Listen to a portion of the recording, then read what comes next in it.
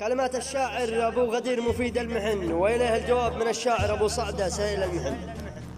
كيف الخبر؟ قالوا قد العيد أقبل والجيب فاضي، حالة أمي حالة، لا ثوب لا نعوز ولا به صندل، والكود قد لي 5 من فصاله، والشال شالي فوق راسي قد مل شالي فحر في غساله، كل الذي بالعيد قد هو بدل، هو اخوته واهله وجهز حاله، البعض فصل قسوته في بندل، والبعض هارب في رغيف اطفاله، العيد عيد العافيه عيد اجمل، يا من حسبت العيد في بداله.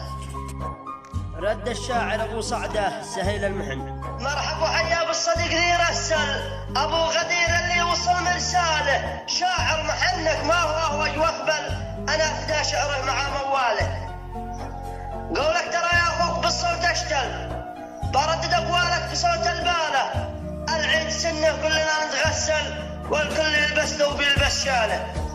نلبس ونتواضع ولا نتمهزل، نمسح على اللي حالته رجاله، وندخل الجامع ولا نتمهطل، ونذكر الله نستمع ما قاله،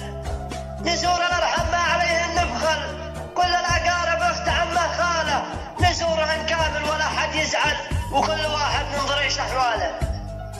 على إلهي خالقي نتوكل، ولا نهم الشلال رفقان.